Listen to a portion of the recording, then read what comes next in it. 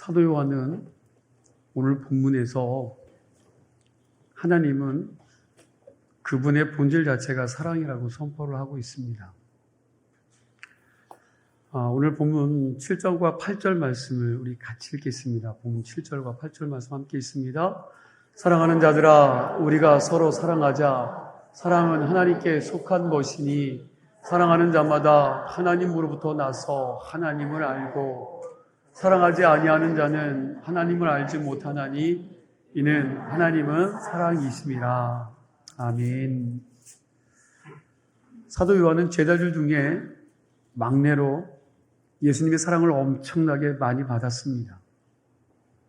예수님을 사랑하는 그리고 예수님을 사랑으로 경험한 자가 바로 사도 요한입니다. 요한은 예수님 옆에서 예수님이 선포하는 말씀을 많이 듣고 보았습니다. 예수님이 나는 빛이다. 나는 생명의 떡이다. 나는 부활이고 생명이다.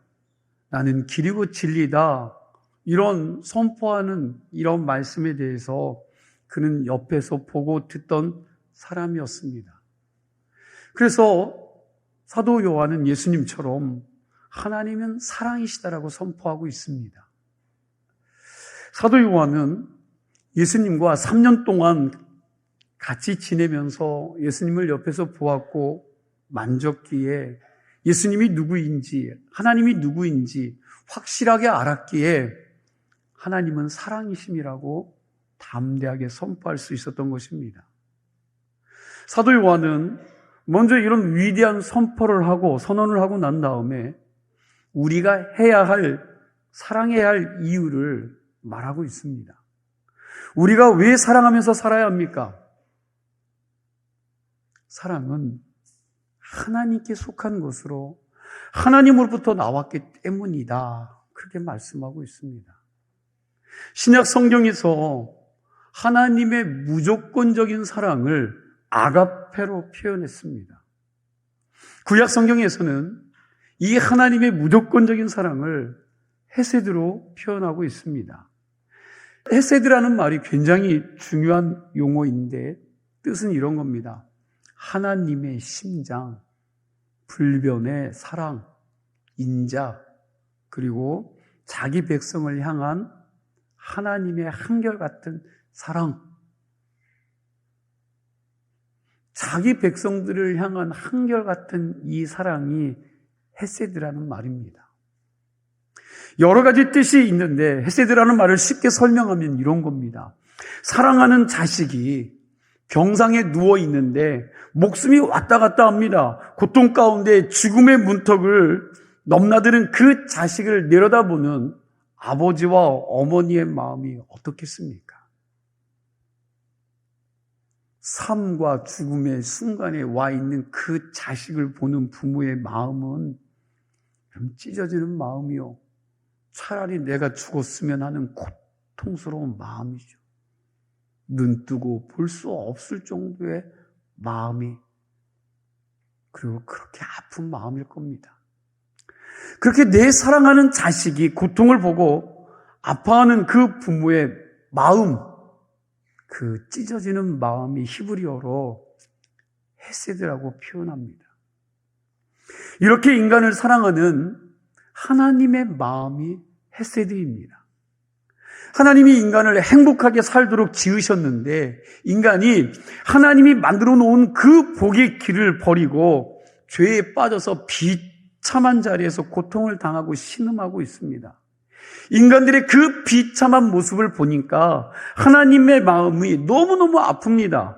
가슴이 찢어집니다. 죄에 빠져 비참하게 살아가는 그 인간들의 모습이 하나님 눈에 얼마나 불쌍하게 보였던지 당신의 하나밖에 없는 외아들 예수 그리스도를 이 땅에 보내셔서 사람들에게 찢겨 십자가에 죽이시고 우리를 그 고통스러운 죄의 자리에서 건져 주셨는 줄로 믿습니다. 이렇게 우리를 불쌍히 여겨주시는 하나님의 사랑이 헤세드라는 겁니다. 하나님은 하나님 닮은 우리에게도 이 헤세드를 요구하십니다. 미가서 6장에서 보면 하나님이 우리에게 요구하는 제사는 천천의 순양이나 만만의 기름이나 마다들을 바치는 것이 아니라 하나님이 붙여준 사람들을 사랑하는 하나님의 마음. 다시요. 그럼 저희 말씀 준비하면서 참 많이 고통스러웠습니다. 하나님이 붙여준 사람을 사랑하는 마음, 하나님의 마음, 이것을 헤세드라는 거예요. 이것을 가지고 살기를 원하신다고 그러셨습니다. 하나님 자체가 사랑이기에 사랑의 하나님으로부터 태어난 사람들을 당연히 사랑하면서 살아야 한다는 말씀입니다. 여러분, 질문합니다. 요즘 사랑하시며 사십니까?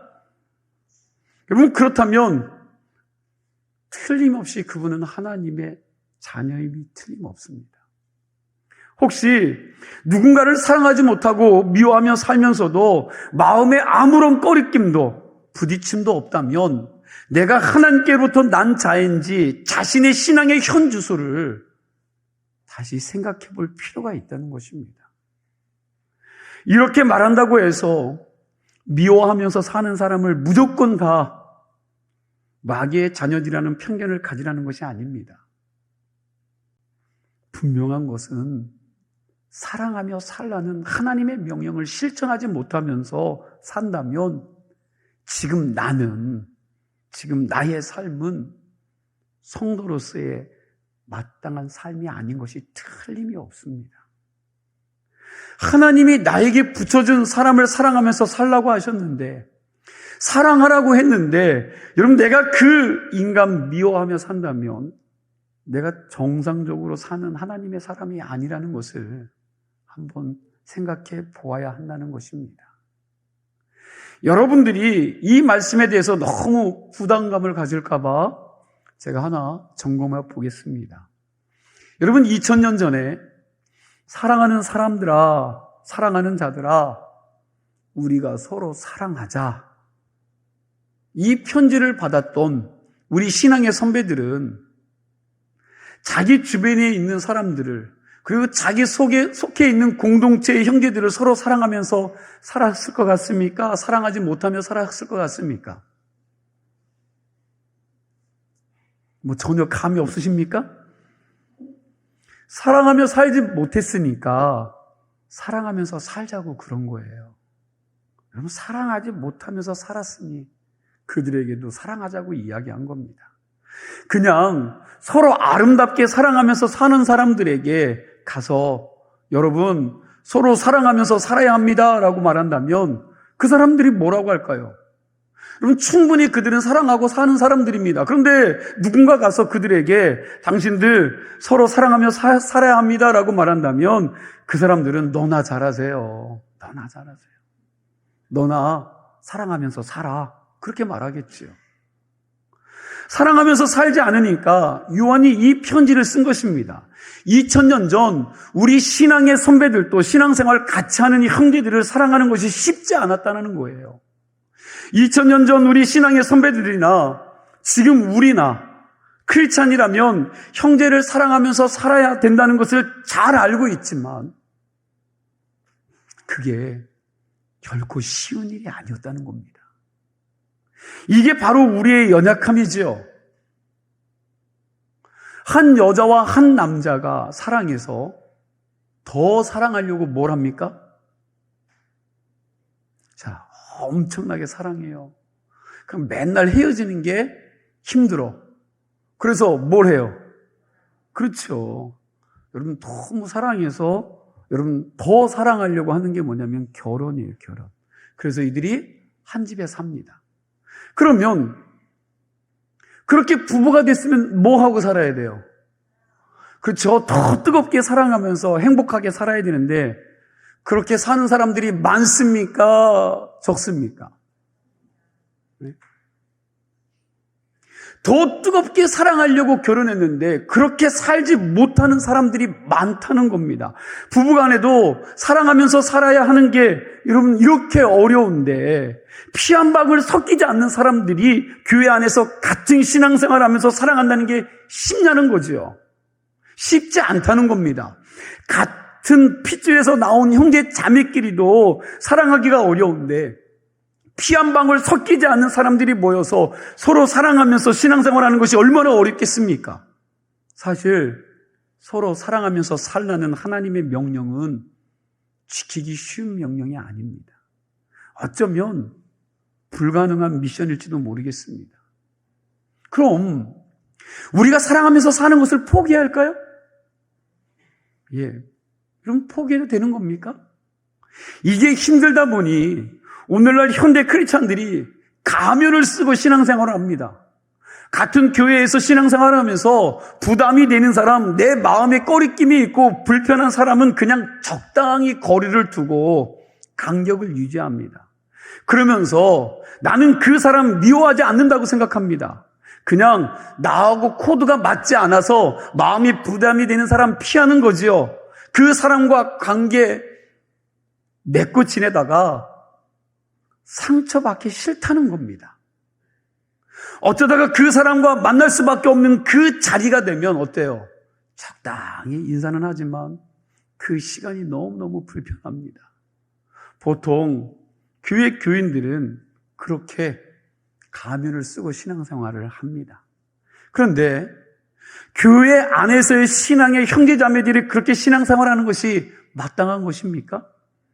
그런 관계를 계속 맺고 신앙생활해도 정말 괜찮은 겁니까?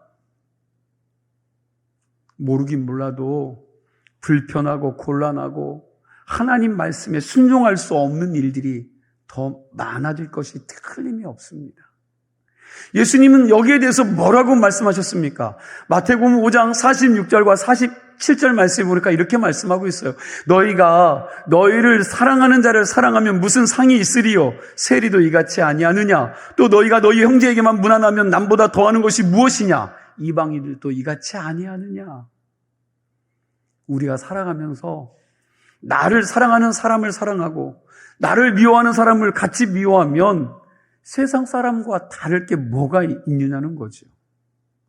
나에게 관심이 있는 사람에게만 관심 가지고 무난하고 나한테 관심이 없는 사람에 대해서는 나도 너에게 관심이 없다. 그러면 우리와 세상 사람과 무슨 차이가 있느냐는 겁니다. 어쩔 때 보면 세상 사람들의 의리가 예수 믿는 사람들의 의리보다 훨씬 더 끈끈하게 보일 때가 있습니다. 깡패들조차 옆에 있는 동료들을 지키기 위해서 자기를 희생하는 경우가 있지 않습니까? 그런데 우리가 예수 믿으면서 희생은 고사하고 옆에 있는 형제에 대한 의리가 깡패만도 못할 때가 너무 많다는 것입니다. 우리는 여러분 예수님이 우리에게 마태복음 5장 44절과 45절에 상반절에 보니까 이렇게 말씀하세요. 너희 원수를 사랑하며 너희를 박해하는 자를 위하여 기도하라. 이같이 한즉 하늘에 계신 너희 아버지의 아들이 되리니 라고 말씀하셨고, 사도 요한은 오늘 20절과 21절에 누구든지 하나님을 사랑하노라 하고 그 형제를 미워하면 거짓말하는 자니 보는 바 그 형제를 사랑하지 아니하는 자는 보지 못하는 바 하나님을 사랑할 수 없느니라고 말씀합니다. 무슨 말씀입니까?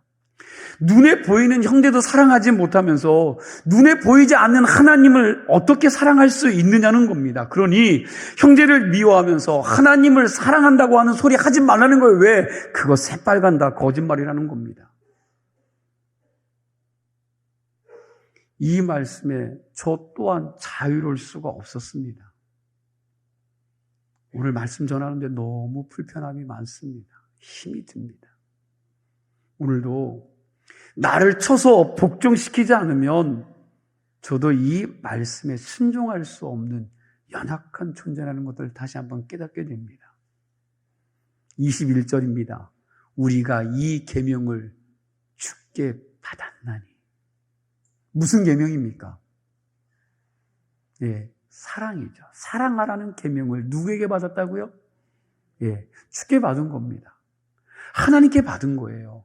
이건 사도 요한의 개인적인 메시지가 아닙니다. 사랑하라는 말이 이 목사가 설교하는 것이 아니라는 겁니다. 이건 주님의 명령이라는 거예요. 주님의 명령. 하나님을 사랑하는 자는 또한 그 형제를 사랑할지니라.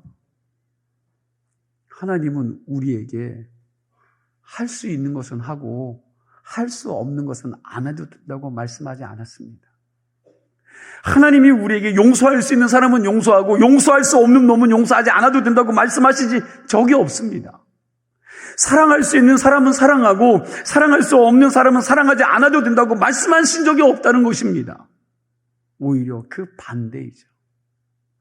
우리 기독교 신앙에는 결코 용서할 수 없는 사람을 오히려 용서할 수 있도록 용서의 당위와 용서의 원천과 능력까지도 다 마련되어 있다는 것입니다. 하나님은 우리가 한 데나리온 빚진 자를 용서할 수 있도록 1만 달란트 죄를 이미 다 용서해 놓았다는 사실입니다. 예수님과 제자들이 그리고 2000년 동안 우리 신앙의 선배들도 그 은혜 때문에 용서할 수 없는 사람들을 용서하려고 노력하였고 사랑할 수 없는 사람들을 사랑하려고 몸부림치면서 살았던 사람들입니다. 그런 우리 신앙의 선배들을 통하여 기독교 역사 속에서 엄청난 하나님의 기적들이 일어났습니다. 인간의 생각으로는 도저히 일어날 수 없는 기적들이 그렇게 사랑하려고 몸부림치는 그 사람들을 통해서 일어났다는 거예요. 그렇게 사랑하면서 사는 사람들이 이 살벌한 세상을 아름다운 세상으로 바꿔놓았습니다. 전혀 하나님과 관계없던 사람들이 그렇게 사랑하는 사람들을 희생과 여러분 그 사랑을 통해서 하나님을 몰랐던 자들이 하나님을 알게 되고 하나님 앞에 나와서 그 동네 자체가 바뀌고 나라 전체를 뒤집어 놓는 일들이 역사 속에서 분명히 일어났다는 사실입니다. 어떻게 이런 일들이 일어났습니까? 사랑할 수 없는 사람들을 사랑했기 때문입니다. 도무지 용서할 수 없는 사람들을 용서했기에 거기에 하나님의 능력이 나타난 줄로 믿습니다. 그렇다면 여러분들이 나는 누구든지 용서해야만 한다는 생각을 가지고 있거나 혹은 내가 저 사람을 용서해야만 저 사람을 변화시킬 수 있다는 생각은 버리셔야 합니다.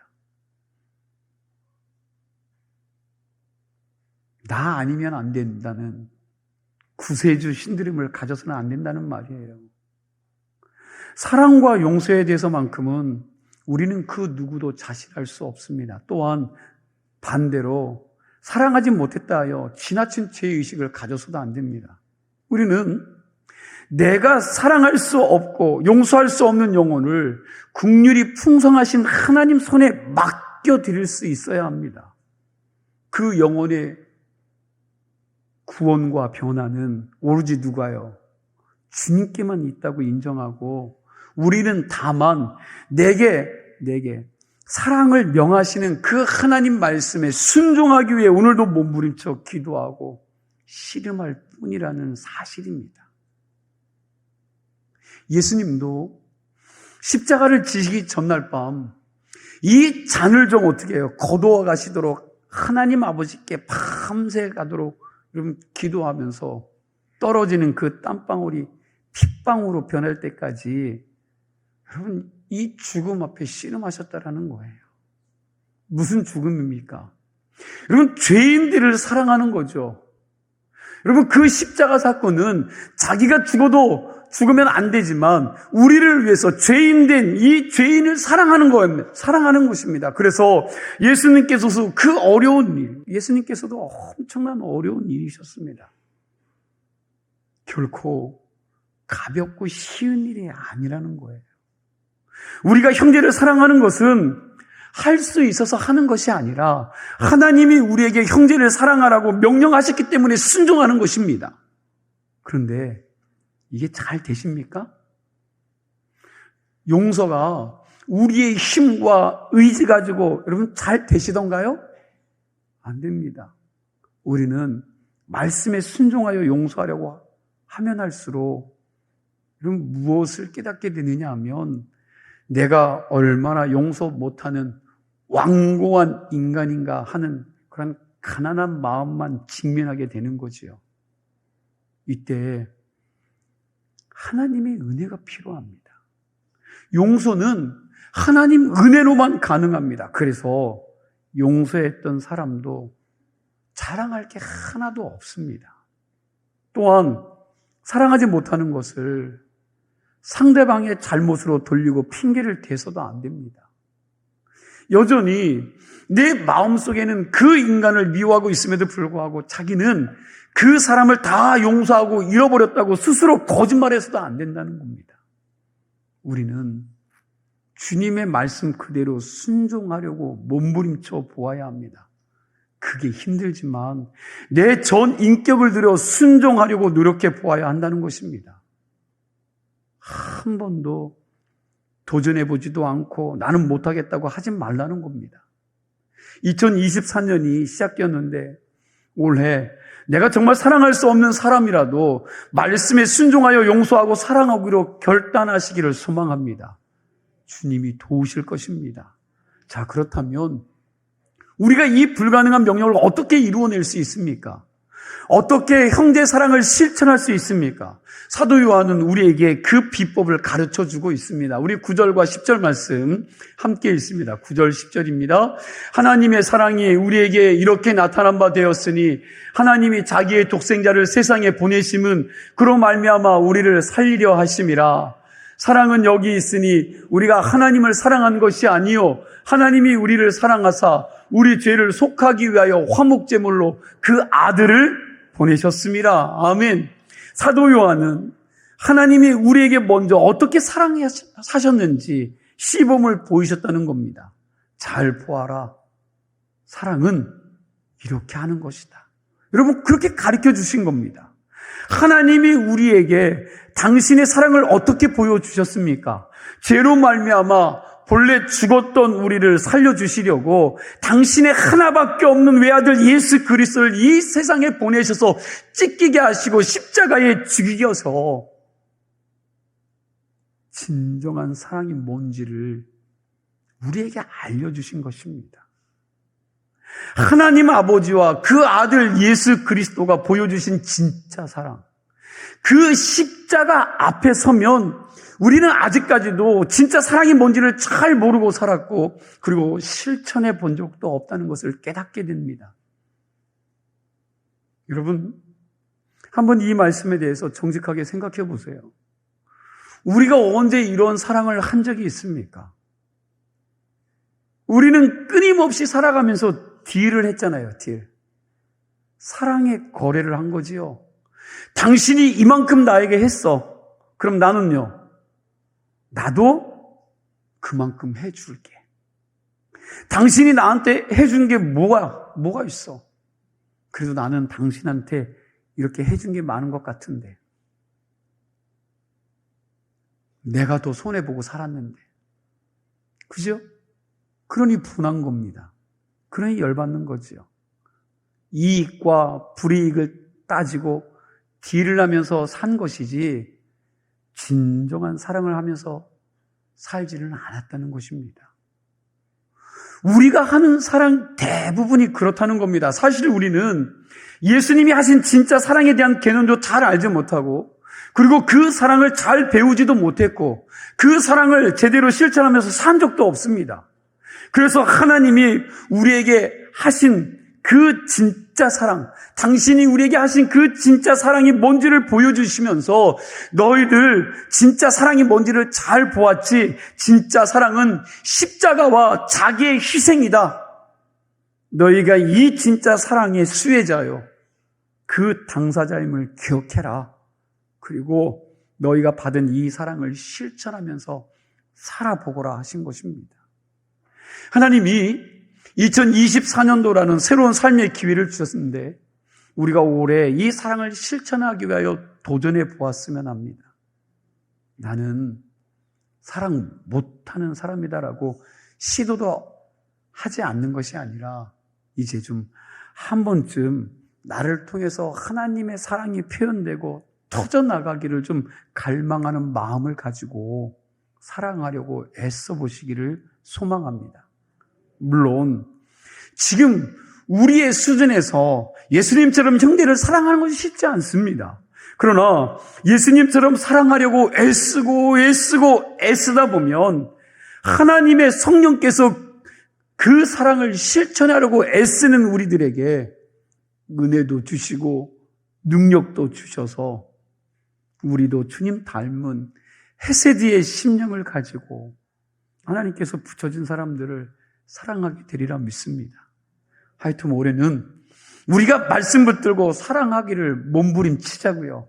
오늘 설교 제목처럼 다시 사랑하면서 한번 살아보자고요. 그렇게 사랑하기 위해 애쓰면서 나아갈 때 하나님이 먼저 우리를 하나님의 사랑으로 감동시켜 주시고 은혜 부어 주시고 우리가 그 사랑을 할 수 있도록 능력도 부어 주시리라 믿습니다. 이 사랑의 결단을 끝까지 포기하지 않으시면 여러분들에게 놀라운 삶의 열매가 맺혀지리라 믿습니다. 오늘 본문 12절과 13절 말씀 우리 보니까 여러분 사도 요한은 사랑하라는 하나님의 말씀에 순종해서 몸부림치면서 사랑하려고 애쓰는 사람에게 하나님께서 엄청난 축복을 예비해 놓으신 것에 대해서 말하고 있죠. 여러분 어떤 축복인지 12절과 13절 말씀 보겠습니다. 어느 때나 하나님을 본 사람이 없으되 만일 우리가 서로 사랑하면 하나님이 우리 안에 거하시고 그의 사랑이 우리 안에 온전히 이루어지느니라. 우리 같이 읽습니다. 그의 성령을 우리에게 주심으로 우리가 그 안에 거하고 그가 우리 안에 거하시는 줄을 아느니라. 아멘. 우리가 서로 사랑하게 될 때 주시는 첫 번째 축복은 뭘 봐요? 하나님을 보게 해주신다고 합니다.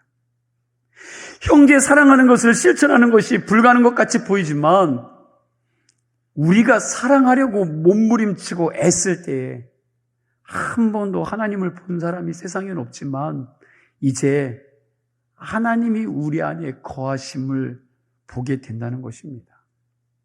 역사상 하나님을 본 사람은 아무도 없습니다. 모세도 하나님을 본 적이 없습니다. 그럼에도 불구하고 사도 요한은 말하기를 만일 우리가 서로 사랑한다면 하나님이 그 사랑하는 모임 속에 뭐 하신다고요? 임재하신다고 말씀하고 있습니다. 그렇게 하나님의 임재가 있으면 거기가 천국이고 그렇게 사랑하는 사람들의 얼굴 속에서 누구를 볼 수 있다고요? 하나님을 볼 수 있다는 겁니다. 바라기는 먼저 우리 교회 모든 성도들의 각 가정들이 십자가의 사랑으로 서로 조건 없이 사랑하심으로 부부 간에 그리고 부모와 자식 간에 서로의 얼굴 속에서 하나님을 볼 수 있는 은혜가 있기를 소망합니다. 이렇게 우리가 서로 사랑하게 될 때 12절 하반절을 보니까 그의 사랑이 우리 안에 온전히 이루어진다 그랬습니다. 여러분, 우리가 살면서 하나님의 사랑이 완성된 세상을 본다면 그게 얼마나 큰 축복입니까? 저도 그런 세상을 한번 좀 보고 싶습니다. 하나님의 사랑이 온전히 완성된 교회, 얼마나 여러분 멋있는 교회이게 있습니까? 하나님의 사랑이 완전한, 그리고 그 사랑이 완전히 이루어진 가정, 얼마나 아름다운 가정이겠습니까? 아마 그런 가정과 그런 교회가 세상 사람들이 보게 된다면 그런 가정을 부러워할 것이고 그런 교회에 나오고 싶을 것입니다. 우리가 함께 신앙생활하는 교회 공동체 안에서 하나님이 주신 사랑으로 서로 사랑하면서 서로를 섬길 때 이 같은 하나님의 역사가 일어날 줄로 믿습니다. 두 번째, 사랑하는 사람들 속에 하나님의 성령님이 역사하신다고 합니다. 하나님이 우리 안에, 우리가 하나님 안에 있다는 것을 확신케 되고 성령의 능력이 나타나게 하신다는 것입니다. 언제 기도 응답이 빨리 되는가? 사랑하는 사람들이 합심하여 기도할 때 더 빨리 응답되는 줄로 믿습니다. 우리가 병자를 위해 기도할 때도 온 교우들과 가족이 그 환자를 사랑하는 마음으로 시간을 내고 희생하면서 뜨겁게 눈물을 흘리며 같이 기도할 때 자식을, 형제를 사랑하는 마음으로 가슴 복받쳐 올라오는 그 은혜를 가지고 십자가 앞에서 고쳐달라고 간절히 기도할 때 하나님께서 그 기도를 빨리 들으시고 응답해 주시는 것을 우리의 삶 속에서 많이 보지 않습니까? 서로 사랑하는 사람들 속에 이런 성령의 은혜가 나타나는 것입니다. 마지막으로 사랑의 역사하는 현장에는 두려움이 다 사라진다는 거예요. 18절 말씀, 오늘 보면 18절 말씀 우리 함께 읽겠습니다. 사랑 안에 두려움이 없고 온전한 사랑이 두려움을 내쫓나니 두려움에는 형별이 있습니다. 두려워하는 자는 사랑 안에서 온전히 이루지 못하였느니라. 인간의 마음 속에는 여러 가지 두려움이 있어요. 무엇인가를 할 때 실패에 대한 두려움, 우리가 서로 관계 가운데 불신의 두려움, 미래에 대한 두려움, 전쟁에 대한 두려움, 병에, 암에 걸릴까 하는 두려움 등 여러분, 우리는 살아가면서 엄청난 두려움을 가지고 살아가고 있습니다. 이러한 불안과 두려움은 우리 모두가 겪고 있는 것입니다. 성경은 말하기를 인간의 내면 속에 이런 두려움과 불안함이 있는 것은 하나님의 온전한 사랑을 떠났기 때문이라고 그럽니다. 그러나 온전한 사랑이 임하게 되면 이 두려움을 내쫓는다라고 성경은 말씀하고 있습니다. 아담과 하와가 하나님의 말씀에 불순종해서 선악과를 따먹고 하나님의 낯을 피하여 도망갔습니다. 그때 하나님이 찾아가서 아담에게 묻습니다. 내가 어디 있느냐? 네가 지금 어디 있느냐? 그러자 아담이 뭐라고 합니까? 이르되 내가 동산에서 하나님의 소리를 듣고 내가 벌거벗었으므로 두려워하여 숨었나이다. 내가 어디 있냐고 찾으시는 그 하나님 앞에 아담이 내가 벗었으므로 두려워하여 숨었나이다 그럽니다. 하나님을 떠난 영혼에게 나타나는 현상이 뭐냐? 두려움이요. 불안입니다. 어느 누구도 이 세상에서 불안과 두려움에서 자유로울 수 없습니다. 그런데 이 두려움을 이길 수 있는 방법이 뭡니까? 하나님의 온전한 사랑을 믿을 수 있을 때, 그리고 그 사랑 안에 거할 때 우리는 그 두려움에서 벗어날 수 있습니다. 이 말을 다른 말로 하면 우리를 향한 하나님의 사랑이 믿어지면, 여러분 그 사랑이 믿어지면 세상에 두려울 게 없지만, 그러나 하나님의 사랑을 믿지 못하면 세상에서 두려움 가운데 살 수밖에 없다는 말이 되는 것입니다. 여러분, 당신의 하나밖에 없는 아들을 우리를 위해 죽이시면서까지 여러분과 저를 사랑하신 줄로 믿으십니까? 그리고 그 사랑을 받은 우리 역시 그렇게 하나님처럼 우리 형제들을 사랑해야 된다는 사실도 인정하십니까? 뭐 인정하고 싶지 않지만 인정하셔야 되죠. 여러분, 내가 그 사랑을 할 수 있을지 못할지 모르지만 그래도 그 사랑을 실천하려고 애쓴다면 하나님의 성령께서 우리를 도와주시고 우리 공동체 속에 천국이 임하게 해주시고 사랑의 기쁨과 감격을 선물로 주시리라 믿습니다. 사랑하는 성도 여러분, 우리 다시 사랑하면서 한번 좀 살아봅시다. 포기하지 말고 기도하면서 몸부림치면서 결과는 하나님께 맡기고 말씀에 순종하여 사랑하기를 실천하며 살아가시기를 바랍니다. 2024년 주님 주시는 은혜로 우리가 끝까지 포기하지 말고 내 주변에 하나님이 붙여준 사람들을 사랑하면서 살 수 있는 한 해가 될 수 있기를 축원합니다. 기도하겠습니다. 하나님 감사합니다.